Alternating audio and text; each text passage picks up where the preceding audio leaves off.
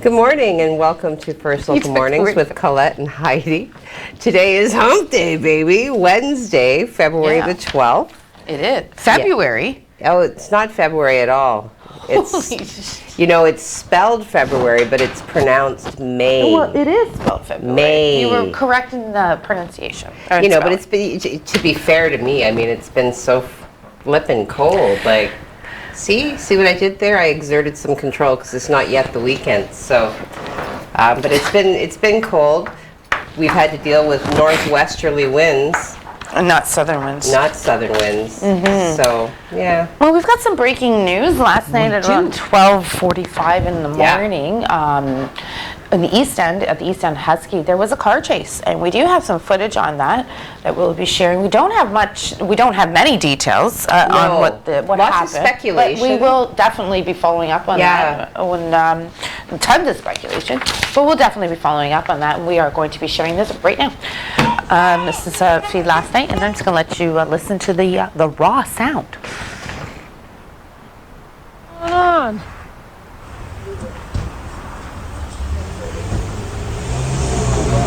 Starting that from the beginning, I don't know. What the fuck? Oh, well, okay. There goes the PG rating. When I said raw sound, I was not Well, raw implies that we haven't been able to edit this, so in an effort to keep you current, sometimes... Anyways, you'll see the police officer has his gun drawn there. So clearly, this was an extremely dangerous situation, potentially dangerous as well. We're not too sure what's going on, but we will have all those details. We also have some more heavy police presence that was reported near the Y last night. That's right, yeah. So last night, in and around the dinner area, there were multiple police units as well as a paramedic unit that were viewed in the area of the YMCA. Approximately, 10 patrol and ESU units, plus an ambulance and supervisor attended to be what appeared to be a home near the 200 block of Poplar Avenue here in Sault Ste. Marie. The details are kind of scant at this moment, but forensics, they're on the scene, and the area had been taped off with crime tape or crime scene tape. Yeah. Soo Online has reached out to police services for details, and were provided with the following information. Officers are currently on scene in the 200 block of Poplar Avenue after responding to reports of gunfire in the area, said the release. There are no injuries as a result of potential gunfire, and the investigation is ongoing. So, and as usual, as we get more details, we will absolutely be providing them to you. Okay, well, lots of gun going on. What's been a crazy 24 hours. It's kind of like, it feels like, and I've said this to you, right, because, I do have family members who live on Albert Street, and now on 2 separate occasions, I've observed people, and I'm not kidding, I've observed them just walking down the street, drinking a beer, like, is this the... you did tell me that. Have we entered apocalyptic times? Did I miss that memo? Like, what is happening? So that's, there's a lot of what I feel is, unusual behaviors being That's rather unusual. Exhibited. What do you mean? Exhibited. Yes. Okay, well, we are going to be throwing over to weather shortly when our weather specialist is ready. Do you want to dive into some COVID info over the night? Yeah. Teeny Band-Aid, not bigger than the circle but smaller than a plaster. So 3 new confirmed cases, 2 from Sault Ste. Marie area, 1 from Elliott Lake area. Algoma Public Health will contact you if you are considered to have been a close contact. So if you have not heard from Algoma Public Health, then it is likely you can consider yourself safe as far as exposure to these 3 cases. And there have been actually no additional hospitalizations, so still looking at the same, and no new cases have screened positive for the variants. So cases 352 through 354 are reported to be self-isolating. Cause of exposure, all 3 of them are close contact after having all 3 been tested on May 10th. So Algoma regions with COVID-19 cases reported in the past 10 days include Sault Ste. Marie area, Elliott Lake area, as well as North Algoma. Rolling totals then up to 136,683 cases have been administered. out of which we have confirmed 354 cases. 22 are reported to be active cases.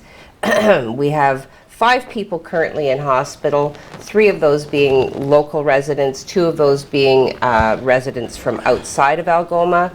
Number of resolved cases remains the same at 332, and cases screened positive for VOCs remains static at 68. Awesome. Okay, Yep. thanks. All right, so we are going to hit up the fowl cam shortly and check on the little eggies, see if they've hatched or when they're going to hatch. But before we do that, let's throw over to Craig and find out what this beautiful day is going to look like. I was looking at the wrong camera. Yeah. I'm going to look up gestation. Over to you, Craig. Well, good morning, and I have to figure out what I'm going to talk about over the next several days because the weather's not really going to change a lot. What you see is what we get for at least 10 days, actually. Looking ahead to the long-term forecast, we have just clear conditions and warming temperatures over the next 10 days. We'll take a look outside right now, show you what's going on. Don't worry about that smoke you see because that's just exhaust from the building, but we are seeing, you can see the leaves actually now starting to come out on the trees. In a couple of days, that's just going to go pop, and the entire tree will be full, or the forest will be full with leaves and whatnot. It's typical spring type weather. We'll take a look now at the radar and show you what is not going on, and we don't see a cloud in the sky. There's absolutely nothing going on around the Great Lakes. That's because we have a very strong ridge of high pressure sitting over us, and it's not moving for the next, as I said, 8 to 10 days. It's not budging. So let's take a look at your forecast for the 12-hour forecast for your morning. We're currently sitting at 4 degrees. Sun, sun, sun. We win a prize for all those matching icons. Temperatures this afternoon, 15 degrees. Not bad at all. And for your evening, a very nice, pleasant evening as well. So it's looking pretty good. We will have more on your 3-day forecast coming up later on the show. Right now, let's send it back to Heidi and Colette. Well, thank you. We did see the sun, sun, sun, and what you see is what you get, apparently, Yeah, said the weather specialist. said the weather specialist. Allegedly. Do you want to check in with this falcon, or you have some deets about the timing in which they? Well, yeah, I mean, I they did tell you hatch? yesterday I was going to do a little bit of poking around to see, you know, when we can reasonably expect to see some action in that little wooden box on the International Bridge. Did you know that the incubation period of the egg, okay, so it begins with the last or penultimate egg, Yeah. and takes 29 to 32 days per egg. So 29 to 32 days from the moment it leaves her little body. She always looks so unimpressed, eh? Like, ugh. Well, I mean, we are stalking her. You know, well, it's true, and many other people as well, because this is a camera that anybody can access at any time. She's So she's probably can you not leave me alone, ladies? It's I 8 know. a.m. I haven't put up my mascara or my lippy. exactly right. I'm Like, you wondering know, I what mean, you're staring at. I'm not sure I would have wanted a camera on me. I know I don't want a 24/7 camera on when I me. was pregnant. But Oh, I mean, it's a hell little no. bit different. The baby, you know, the eggs obviously being outside of the body. But it does say that the chicks obviously aren't going to hatch all at once. They hatch over a period of a couple of days. And with regards specifically to the peregrine falcon, they have a smaller size difference than the chicks of most other of the raptor species. So Well, if you learn something new There you every go. day. Now, I'm Yep. looking at the wrong camera again. I know, but there's no red light on my camera. So I'm like, look, there's red light over there. That's not my camera. I know. I go to the light. Go to the light. I went to school for this. You'd think I would know by now. Okay, so You know what? I will. I'll talk about this homicide guy because Let's do we it. were doing some speculating okay. this morning, which we All will right. not talk about the let's- speculation because it is not factual in this moment. But there is a Canada-wide warrant that has been issued in connection with a homicide that dates back to 2015. The OPP has. What? I don't know. Oh, this is the gentleman who was killed, and his name was Frederick John Hatch. So last seen alive on the afternoon of December 16th, 2015 in the area of West Hunt Club Road and Maryville Road in Nepean. His body was discovered 450 kilometers away in the near the town of Erin in the early morning of December 17th, 2015. So they have issued a Canada-wide warrant. I'm not sure why. I don't have the name What's that? of the perpetrator. Danik Berger. There we go. Thank you. I didn't obviously capture that. That's so okay. This is the gentleman. So do keep your eyes open, and all of the relevant information is there. Danik Miguel Bourgeois, 29. You want to keep your eyes. Do not approach. He is considered, to be volatile and wanted for second-degree murder. So if you do have information, there are some relevant phone numbers to contact the tip line with the OPP, okay? And as well, Crime Stoppers, of course, you always have the option of remaining anonymous. To protect your anonymity. Are you okay? Well, sorry, I'm wearing these shoes. Your and Chuckies. They're cute. Different All right, ones, yeah. I do want to get into a story before we throw to a commercial, please. Tenaris had a few positive cases come out of the Algoma plant, or our plant here in Sault Ste. Marie. People are starting to get concerned with regards to the lineups that they are seeing in the mornings, or perhaps during the times in which shift change occur. We did reach out to the communications department, and Carolina Mendoza communicated back via email that this is to do with the rapid testing. They had to increase they didn't have to. They took the proactive measures to increase, when you're walking into work and to do fast testing. Okay. So verbatim, the line was due to Tenaris' increased preventative rapid testing of employees. For interested employees, they are now offering daily voluntary rapid testing for COVID-19 up from twice a week.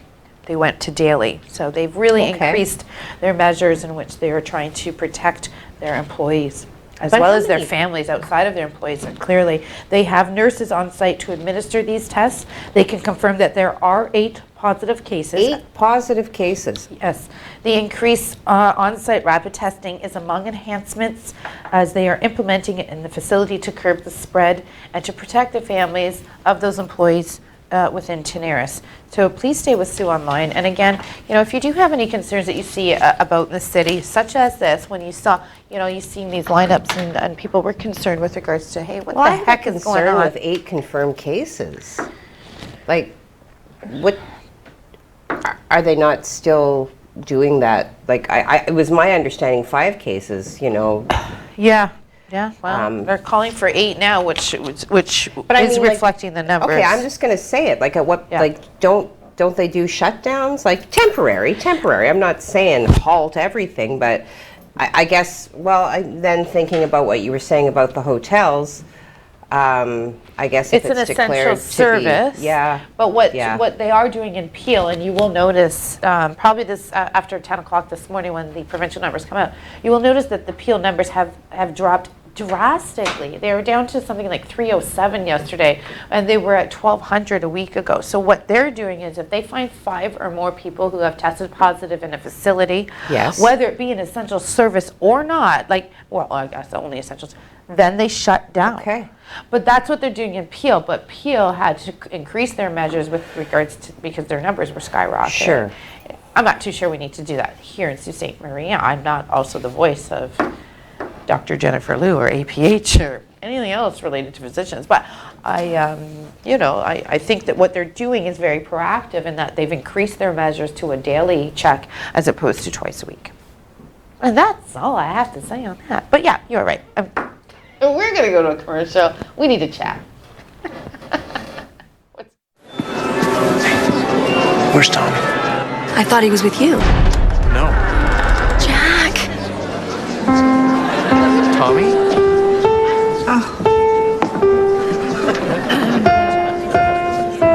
Don't stop. Keep playing.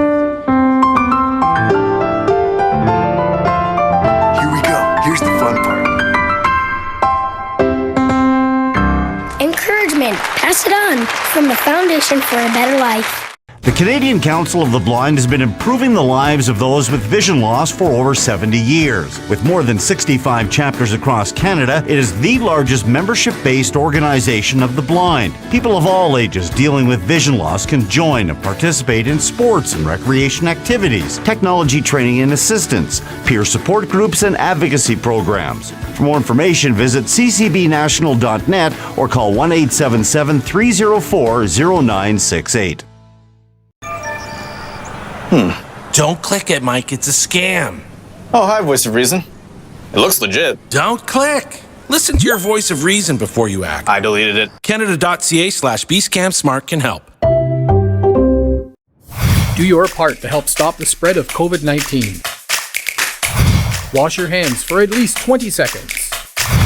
Cough into your elbow, not into your hand or in the air. Avoid touching your face, eyes, and mouth. Keep your distance from people. Stay at least 6 feet away from others. If you're feeling sick, please just stay home. Do the 5 and keep others alive. Help stop the spread of COVID-19.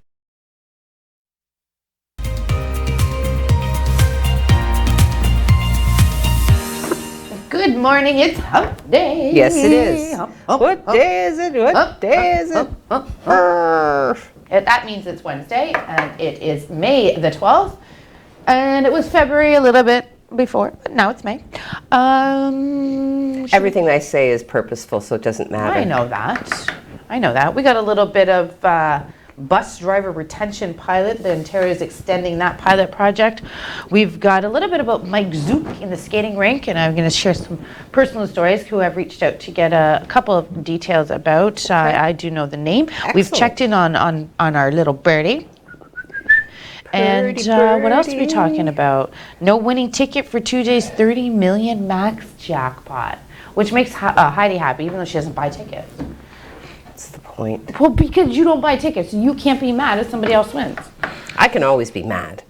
You choose to be mad, and today's going to be a beautiful day, so we're not going to be mad because it's No. Wednesday, and why No. not? We have great lives. I'm in a good mood. You are in a good mood. Why don't you talk about what's on your agenda? What do you have next? Well, I will talk about. She's choosing. There was another fire. Come on. Yeah, no, I'm serious, okay? I know you don't lie. 6:20 a.m., Sioux Fire Services responded to a call from City Police noting heavy smoke coming from a shed in the 300 block of McNabb Street. Upon arrival, smoke could be seen drifting over the street and settling in the area behind the Canadian Tire. Firefighters from all stations were on scene working to put the structure out. McNabb Street was closed because firefighters had to use a hydrant. This Pardon? morning? This morning? I guess, yeah, that's Oh. what it says. Had to use the hydrant across the street from the residence. PUC was called in to shut down the power to the affected building.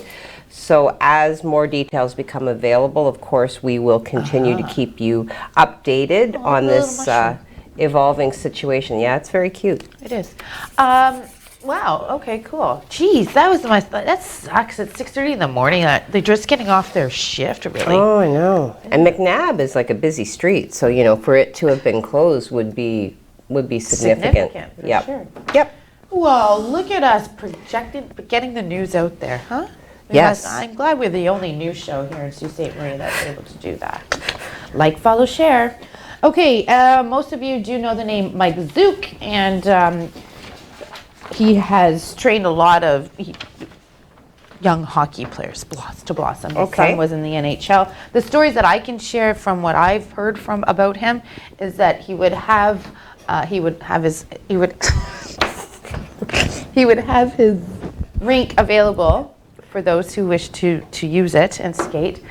And this is Mike Zook here. Oh, cute. And if you needed to go in the house to contact your parents, to come pick them up, you didn't have to take your skates off. You just walked on that linoleum floor Oh, that's awesome. and use the phone. That's just how he was. Another story that I heard was he would take the hose to obviously water the rink in the wintertime. And as we know, it's quite cold here in Sault Ste. Marie in the winter. And his wife was in the bath, and he told her, "Get out, the hose is frozen." He needed to defrost the hose. They're kicking Get us out. Anyway, some cute little stories that I've just kind of heard about Mike Zook that I wanted to pass on. But City Council discussed one item from its business agenda Monday night for a short period of time, moving it forward, the resurrection of the Mike Zook outdoor skating rink in the West End. Yes, West End, woohoo, representing. That was a picture of the shed there that we just shared. Okay. Councillor Matthew Scott and Matthew Shoemaker moved to have the operational cost of the rink figured out and then brought back as a supplementary item during the 22 budget discussions. After a small amount of clarification, Council moved forward with the idea. Both Scott and Shoemaker were happy with this decision when Sue Online reached out to them. There is comments from both of these councillors posted to SueOnline.com, and I'm going to do a little bit more follow-up on the Mike Zook project, because I think it's an interesting story, and I'm going to have it on the Jacob and Colette Sports Show, 705 Sports. On Friday. It is very interesting. I mean, we are well equipped with a number of skating facilities here in the Sault. We absolutely are. That's an interesting development. Let's throw another one into the mix. So, although the stories are quite nice, right? I mean... Well, I just mean, like, we have one, if I'm being fair, we have one at the Mill Market now. We have a skating path down, by the library at the waterfront, the Clerg Park area. Yeah. I'd just be interested. Maybe I'm going to look into this. I'd be interested to know how much money this is, how much money is going into this. Things that make you go, Yes. Okay. So, why don't we talk, I took your story there. No, that's okay. We discussed it. It's okay because I also had details on the story, so I was prepared to, engage in fruitful conversation, which I did. You did. So, check. You brought Next it. item. You brought it, baby. I brought it. Yes. I don't All like right. my hair today. What's that? I don't like the way my hair is falling today. Oh. I know. well, I'm just not comfortable. I think you're pretty. So, okay, so COVID has enacted so many changes on the way so many interactions occur, and now employers are saying that virtual recruiting directly from universities has become the norm. Okay, so this is coming from a growing tech company, and a man by the name of Darrell Wellington heads it up. And he said that they used to do almost all of their employee recruitment in person, except for a few overseas candidates. But obviously, that was the norm up until last year. So now, he said, all of our interviews went to remote interviews at the beginning of COVID. But now they just they're rolling with it. They're doing that for pretty much everybody. He said. He was the first Canadian employee that was hired by Centronic, based in Sweden, when they opened an office in Ottawa 7 years ago. So now he is Senior Vice President. He heads the Canadian operation, and it is looking to add 150 to 200 people over the next 2 years, mostly junior engineers out of university who will work with more experienced Centronic employees. And he's indicating that there's a measure, there's urgency around this. He said, we can't hire them fast enough. So he says that means the switch to remote hiring using Zoom or more specialized video platforms really is in alignment with their focus in this moment, and notes that it's so much easier to schedule virtual meetings than in-person meetings. Yeah. Right? I mean, yeah, for sure. I mean, we make fun of it, but seriously, those kind of meetings, you really only have to be prepared from the waist up. Right? You could be in your jammies. Well, that's what I'm doing right now. Nobody has any idea what's going on under this desk right now. I tell you. What is going on under this desk right now? I'm going to say that feels like a special edition segment for Friday afternoon.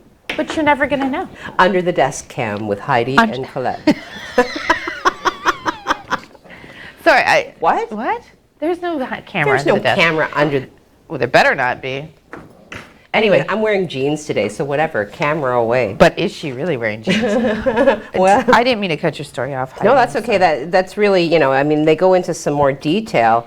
But the article does go on to say that Centronic isn't the only company that's seeing value in this, that it's starting to become much more popular in private sector businesses like the Canada North Technology Association in Ottawa, Communitech in Ottawa's Waterloo region, and that they have been long working member companies that work with universities. So I think moving forward, and we were discussing this when you were doing the interviews with the doctors, how many changes have, come about as a result of COVID that are likely and likely to be implemented long term, simply because they work, they increase efficiency, and they really kind of help to fill some gaps, I think. So that was my question to Dr. Smith. Oh, I'm sorry, I didn't mean to hit that. Dr. Cooper, actually, and we will be sharing that in a little bit. But my question to him was, in Northern Ontario, we've had to rely more on the virtual physicians,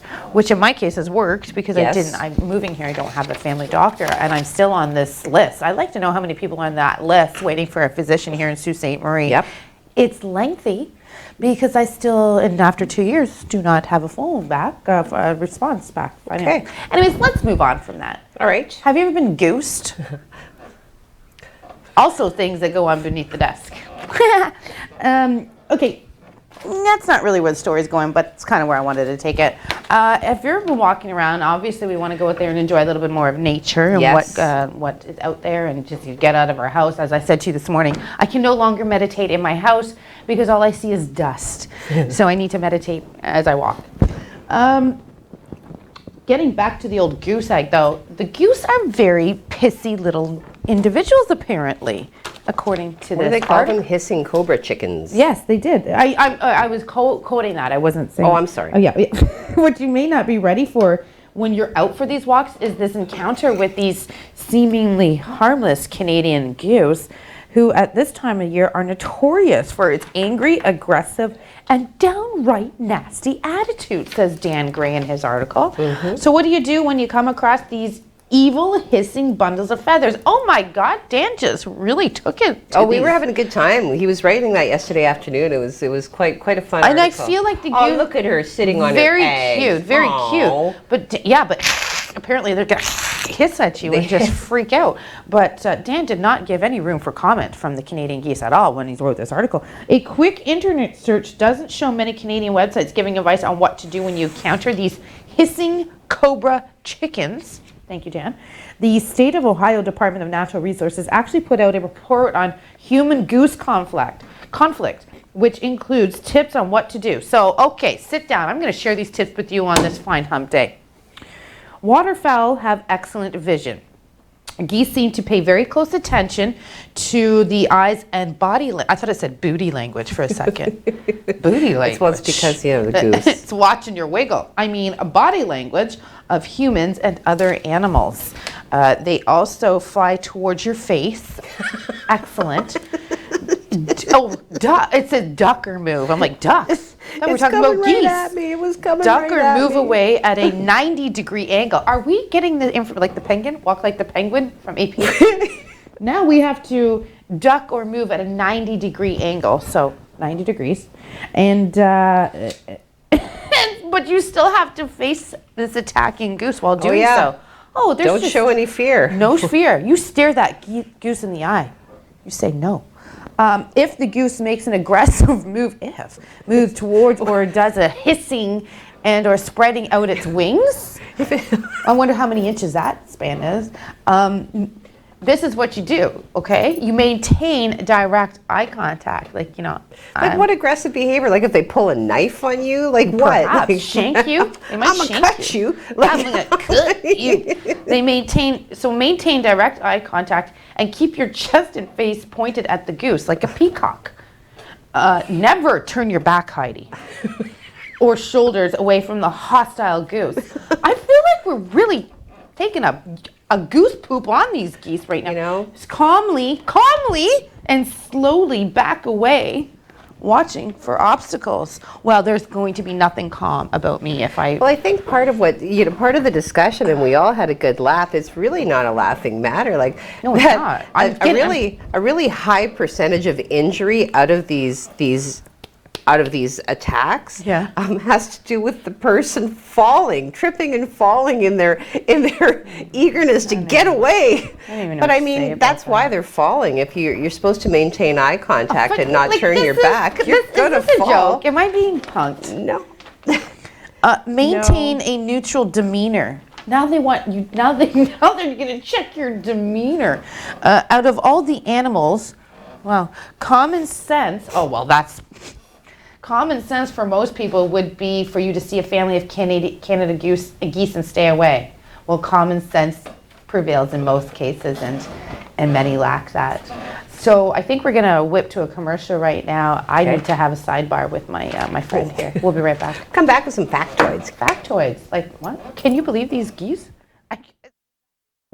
Every time you wear a mask, remember, it's so one day we can all go back to doing this and this. Every time you wash your hands, remember that eventually it'll all be worth it for them and them. Every time you hang out here, remember that at some point, we'll all be able to get together here, and here. Protect yourself and others from COVID-19. A message from the Government of Canada. Just once in a while, at parties and stuff. If that's what your kid says, they'll probably also tell you that it's not a big deal. But that's no reason not to talk about it. You could tell them that you think that's a good thing and that you're really happy they don't use it that often. Then ask them why. Maybe deep down they know it's bad. They just need your help realizing it. From there, it should be pretty easy to drop off the hint that their brain is still growing and that they shouldn't smoke pot. At least not until they're older. Visit drugfreekidscanada.org for more tools to help start the conversation.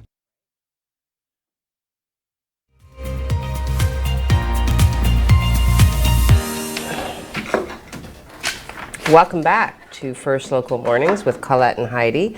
Hump day, what day is it? What day is it? Hump day. So it is not February the 12th, it is in fact May the 12th. I did that once before too, I said December.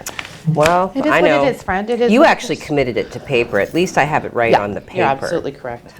You're absolutely You know, but to help us really kind of zoom in on the differences between February and May, why don't we take another visit with our weather specialist? Sister with the segue. I'm learning. My girl, you teaching me. Wow. Yeah. That was awesome. It was really good. Thank you very much. Well, it's really not a lot to tell you about what's going on in the weather other than it's going to be sunny and warm, and we're going to start building those temperatures over the next couple of days. You can see on the radar and satellite shot, really, there's not a lot of cloud going on. There's a couple of disturbances up by Thunder Bay. There's a little bit over Lake Huron. Other than that, we are seeing clear conditions for most of our day and into our day tomorrow and into our day Friday. This is what the temperatures look like. 17 degrees in Thunder Bay today. That's heading our way tomorrow. 15 degrees is our high today in the Sault. And we're all pretty much seeing the same type of temperatures today because we are seeing that influence of the return flow from that high pressure system. We'll show you that right here. High pressure system, very strong high pressure ridge right here. And we're starting to pick up that southerly flow around this high pressure system, and it's really pumping up some warm air to the Great Lakes area over the next 10 days. This is your forecast for the 3-day forecast, starting with today. Temperatures 15 degrees, sunny, 20 degrees. We could actually exceed 20 for Thursday and Friday and into next week as well. I'll show you that coming up, but we have just a pattern of just strong high pressure in the area, and nothing is coming our way. So enjoy these beautiful days ahead. I'll have more on my next weather coming up later in the show. Right now, let's send it back to Heidi and Clay. Thanks, buddy. We appreciate the update. I'm really excited at the fact that it's going to be beautiful. Yes. Finally. Excellent. Well, let's do one of the factoids anyway. Baby. I want to talk about one of whom I consider to be the most brilliant comedians of certainly of my conscious memory. I'm sure as he, preceded my arrival into the world, there are probably many who think very fondly upon George Carlin. Very acerbic, very smart man, and so brilliantly, wickedly funny. Certainly a significant loss. He was born on this day in 1937. He did pass away in 2008, 6 months after losing his wife. Yeah, you were saying that this morning. Yeah, broken heart. I think so. I think it is possible. I think that after being with somebody for a certain amount of time, the loss is not manageable. It is not recoverable. At any rate, he is a Grammy-winning comedian. He hosted the very first episode of Saturday Night Live in 1975. He did. I didn't know that. That's interesting. That's really released interesting. several albums, many of which I've heard. Actually, Joe Tarbox, my friend that pops in Yes, from North I do know the Carolina, name, he yeah. introduced me to George Carlin, and we used to listen to it as we would ride the bus to high school together. Yeah, so some of the albums include Class Clown in 1972, and this contained the classic, go ahead and Google this one, 7 Words You Can Never I saw that. Say on Television. Very funny. I And believe- he was actually arrested for performing that bit in Milwaukee. Excellent. Yeah. I do believe we hit one of those words this morning when we were sharing that video.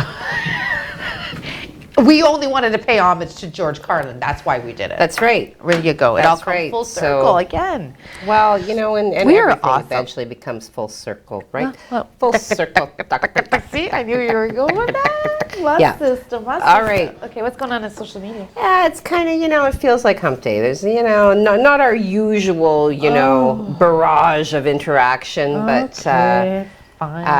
Jim Whitty says it's hump day, at least it's not Trump day. You know, so many of my jobs have advised me that, you know, there are certain things we just don't touch on lightly, and I'm going to go ahead and say thank you for your comment, Jim Whitty. Thank you for watching. And move on to Kimberly. Kimberly says, good morning, all. She's got the closed-eyed smiley. She's got a very handsome dog, which is our Rufus, who got groomed yesterday. Oh, yes, he was at the spa. Yes, he was at the Pet Pleasure Spa. And then she also has a sunshine with, you know, a smiley Pleasure. on it. Was it Pet Pleasure? Yeah, it's Pet Pleasure. Sure it is.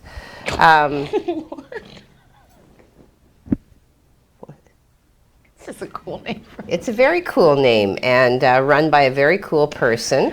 So yes, Mike Adams from Costa Rica, palm tree, the sun coming up between the two mountains. Good day, he says, with 2 cups of coffee and 2 sunshines.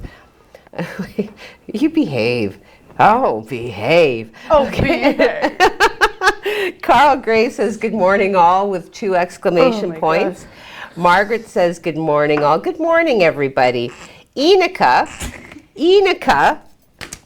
says, good morning, everyone. Happy hump day. 3 exclamation points. The open mouth smile, 2 cups of coffee, and a waving hand.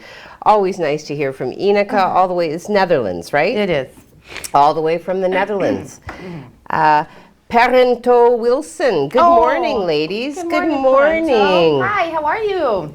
I interviewed Parento on a few things, and I hope you're doing well. I'd like to hear from you soon. If you need anything, let me know.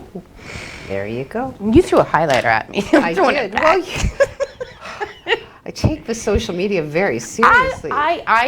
You know when you...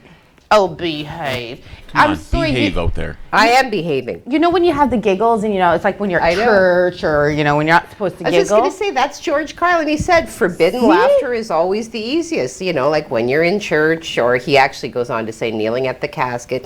Okay, like another scenario. That's George Carlin. That's not me making light of any funereal process. Isn't it Not sad at that all. we always have to back up our statements with those statements? Hey, but that's hey. cool. I am a respectful person. You are. It is never my intent to insult, harm, or offend. Well, I apologize. I just had the giggles. I couldn't stop. Anyways, good morning, Parento. I like Thanks the for giggles. joining It's us. all right. All right. Okay. Steve, Steve has some acronyms here. MYLHA. You're going too fast. Go. Slow down. MYL. Yeah. HAG, HD, and then, you know, rocking the finger horn. So MYL.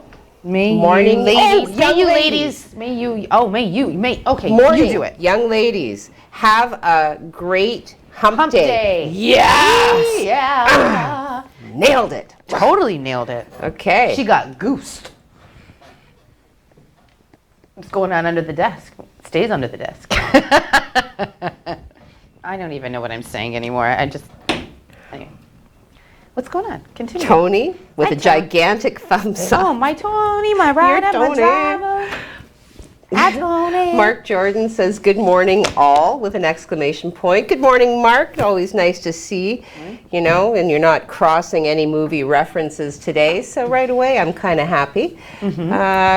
Sue Online, send your letter of thanks to Craig, Craig at SueOnline.com. Oh, Taking credit for the nice weather. Oh, what a guy. Hopping on the platform.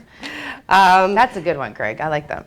Helene I thought you were saying hello. Savoy says, good morning, and again with the sun coming up between the two mountains. Oh, you're not going to say it today? Huge tracts of land. All right, Joseph, happy Wednesday. Happy Wednesday to you, Joseph. I haven't seen you in so long. Because, you know, I'd like to see you. So, Dan Gray says, good morning, all. Good morning, Dan. Gray. How nice Seems of like you. your morning might have started a little bit earlier than some of us, but... I walked by your house this morning, Dan, twice on my laps. Was going to knock and say hello, but didn't want to wake you up. Yeah, good.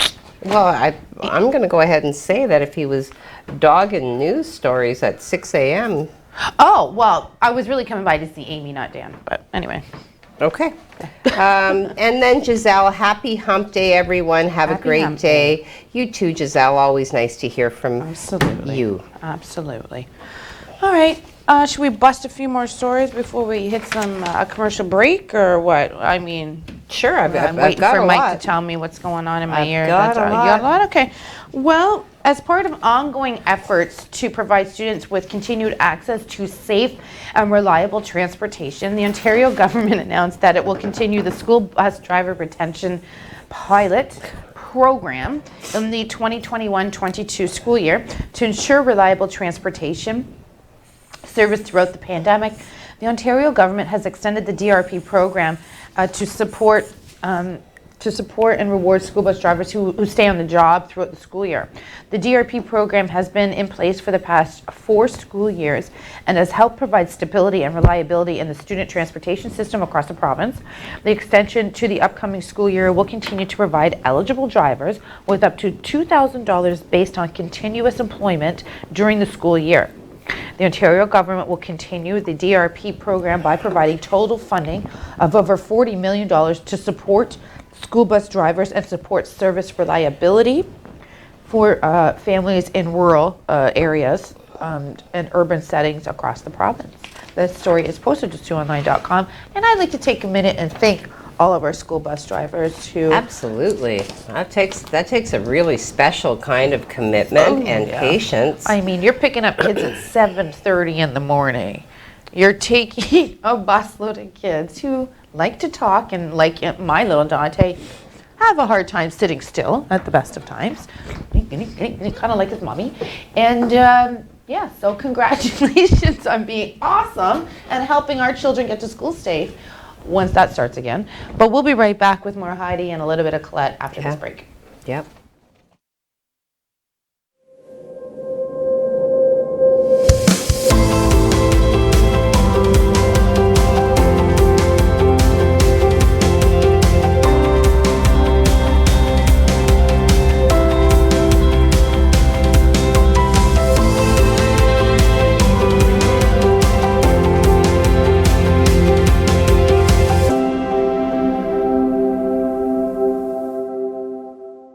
There's something in this picture you're not seeing. It's called radon, and it's a naturally occurring gas.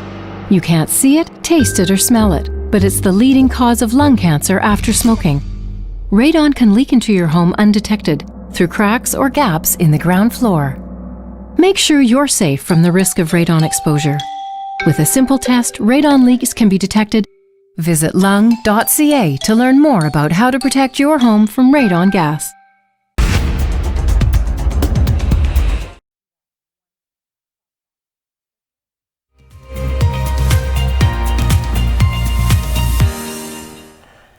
Welcome back to First Local Mornings with Colette and Heidi.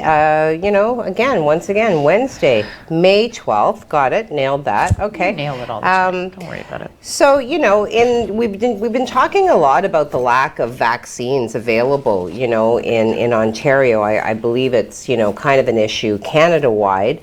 So now I did see some news about a hospital in Windsor that has applied to access surplus COVID-19 vaccines from Detroit. Yeah, so David Musi, who is CEO of Windsor Regional Hospital, says the border state has more than enough vaccines. He says Health Canada has an emergency program that allows Canadians to access U.S. drugs. Musi says getting the vaccines into Windsor and beyond could happen within hours if permission is granted. So the city's mayors had proposed busing people into Detroit to get vaccinated. However, this could then trigger, the quarantine requirements on the flip side. Yeah. So that's some news. And I did hear, now I have yet to verify it, but I did hear that some other regions are adopting this practice. So hopefully that means we'll see a change in availability, of vaccinations here in the Soo and across Canada. Yes. Cool, very cool story. Yeah, I thought so. Yeah. We rock. We do. Okay, so there are some crowding in jails close to pre-pandemic levels, and the Ontario Human Rights Commission has put out some words about that. So the Ontario Human Rights Commission is sounding the alarm, about crowding the provincial custody, saying capacity in correctional facilities has at times come close to pre-pandemic levels, even as the third wave maintains its grip on the province. Okay. The commission says the province and the justice sector were quick to act in the early stages of the COVID-19 pandemic, bringing down the number of people in custody by roughly 30%. Wow. 30. Okay. But it warns those numbers have been rising again for months as Ontario is facing the most serious stage of the pandemic at the moment, currently the third wave. It says that the most obvious risk linked with crowding is increased transmission in the case of an outbreak. The Commission also says greater numbers make it impossible to establish safe distancing protocols. The organization also notes these risks are felt more heavily by the groups that are disproportionately placed and imprisoned, such as certain races. The recommendations include setting target capacity levels for each institution that would best enable COVID-19 prevention measures and adding a clear indicator of the current capacity levels and how they compare to the targets out of a bulletin issued by the province to Crown Council. I'm still a little perplexed by the 30%. That's a lot. That is a lot. Thank you very much. Michael is asking me to throw over to Craig Huckerby, where he has the latest and the greatest in the weather forecast. Go, Craig, go. Woo. Thank you very much. Well, just another recap for you for your 12-hour forecast. We'll take a look at the radar and show you that still there's nothing going on. There's nothing going to be going on for the next several days, so enjoy it. We're going to see just mainly sunny skies and warming temperatures over the next 10 days. So let's take a look at the 12-hour forecast. This is what your day is looking like. Temperatures right now at 4 degrees. They're kind of steady, but we should warm up to 15 degrees by the noon hour with plenty of sun lasting all day long into our evening and clearer conditions overnight. And we're not even dropping below freezing tonight. So that's good. I'll have another update for you at 1 o'clock. We'll take a sneak peek at your weekend. Well, thanks for that, Craig. I'm going to go briefly into a story with regards to the AstraZeneca vaccination. Okay. Ontario will no longer be offering the AstraZeneca COVID-19 vaccine due to an increase of reports in rare blood clots. So this announcement was made by Ontario's Chief Medical Officer of Health, Dr. David Williams, yesterday afternoon. The decision was made out of an abundance of caution, Williams has said. Yeah, sorry. That's okay. There we go. I do that often. Yeah, it's not that the risk for individuals has gone up extensively at this time, but because it is sometimes severe, we want to be cautious and say, let's pause it while we look at the data and information. So the AstraZeneca vaccine was being offered to individuals ages 40 and up at numerous pharmacies across the province. And according to Chief Health Protection and Emergency Preparedness Officer Dr. Jessica Hopkins, the risk of vaccine-induced thrombotic thrombocytopenia. God. Wow. Can we just end the show on that? Just end it. Associated with the vaccine. So it is, the incidence, the risk is about 1 in 60,000. Yeah. So, and Hopkins later clarified that as of May 8th, 8 Ontarians have developed blood clots related to this vaccine. So at this point in time, and given that we're seeing the overall case numbers of COVID going down and an increase in the safety signal at the population level, it makes sense to pause it. So, you know, they are monitoring, they are, you know, stepping in where it's warranted, but we will continue to follow any updated information that appears on this. Okay. I am about to wow you with this article that, not you, because you gave it to me to Okay. But I'm about to, oh, sorry, do you want to? Well, I will. My sister Aspen is watching. Yeah. Hi, and Aspen. hi, Spandala, my baby sister. Oh. Okay, so today is actually, so May 12th, many of you may have heard about Florence Nightingale, you know, one of the original iconic nursing figures. So in commemoration of her birthday, May 12th is International Nurses Day. Okay. Okay. And celebrating, obviously, the significant contributions made by nurses every day. And certainly you've had wonderful stories to relate. Yeah. Say, I mean, I could go on and on about the nursing staff at Sault Area Hospital, and I will, actually, because they took care of me when I was alone, because I was in that hospital during the pandemic. Yes. And I wasn't able to have any visitors for a couple months that I was there. Not even your family, eh? And Like no, your boys? the boys, no, I could have one person once a week for 30 minutes. And yeah, but I didn't want to have my boys come in and take that chance of getting sick. Yes. Oh, I'm sorry, I hit the microphone. But anyways, so I would like to take the time to thank not just the nurses that took care of me, but all the nurses, and as well as the ones here in Sault Ste. Marie. And man, I had some nurses there that, you know, I actually cried when I had to leave to say goodbye to them. Wanted to leave the hospital, don't get me wrong, did not want to be there, but you know, they took good care of me. But I want to talk a little bit today about Ontario ICU nurses specifically, and how the doctors are getting 10 times their pay for similar work during the pandemic. Oh. The Toronto Area Nurse blasts province for compensation scheme that she says leaves them feeling extremely disrespected. Let me give you some numbers around this. Okay. So, physicians are earning as much as $450 an hour in intensive care units, and are working under nurses who are being paid $33 to $48 an hour. Wow. How is that okay? Well, nurses and other frontline workers in Ontario have received an increase in their hourly rate plus a monthly lump sum payment for 4 months beginning last April.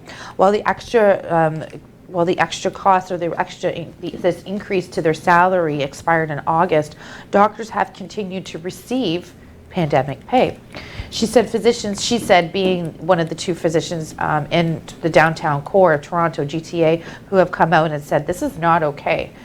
She said that physicians deserve to be compensated for their skills and education, but nurses are not being paid enough. They're not saying that the physicians who are putting their life out there and on the front line, especially in the Toronto area, don't deserve that huge hourly rate, but that nurses should be compensated more appropriately. In April 2020, Ontario offered nurses and other frontline workers a $4 an hour pay hike for 16 weeks, plus a $250 lump sum payment for each of the next 4 months. Physicians who work in ICUs that are experiencing surges caused by COVID are getting paid, like I said, $385 if you work the day shift, $450 if you're working the evening shift. Whew. Ooh. I think I chose the wrong industry. Not that I want to be in the hospital and deal with what's going on, but that's a hell of a lot of money. Well- in a statement, and one last thing I just want to say in a statement, a spokesperson for the Ministry of Health said the temporary funding for physician creates flexibility so that hospitals can better respond to surges. But I still think that we're not addressing the nursing issue, who nurses in Ontario or in Ontario in this are thinking of moving to the U.S. Okay. We can't lose our nurses. Trust me, the nurses do everything. Everything. They fix hands. They fix mental health. Yeah. And they sit by your bed when you're alone in the hospital for 3 months. Okay. Well, we've had a few more people pop up in social media, and I do have one more juicy little factoid. Juicy. So Matt and Ruth, and it is Ruth. Yeah. She said, so talking about, the geese, because we did kind of make a little bit light of it, but Ruth said, a goose can break your arm if it strikes at you with its wing. Just saying. So she said, okay, that's good advice. Feisty little guys. Marilyn Trumbull, good morning, everybody, with 5 exclamation points, 2 cups of coffees, a kitty cat and a heart. Steve Childs, sunglasses, UTD. I'm going to have to think about that. UTD, and I've got pressure on me now.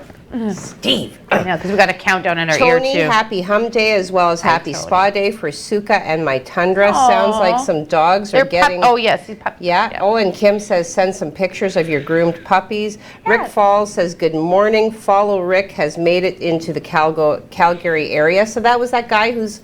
Oh, good for you. His wife is named Colette, by the way, spelled the same way.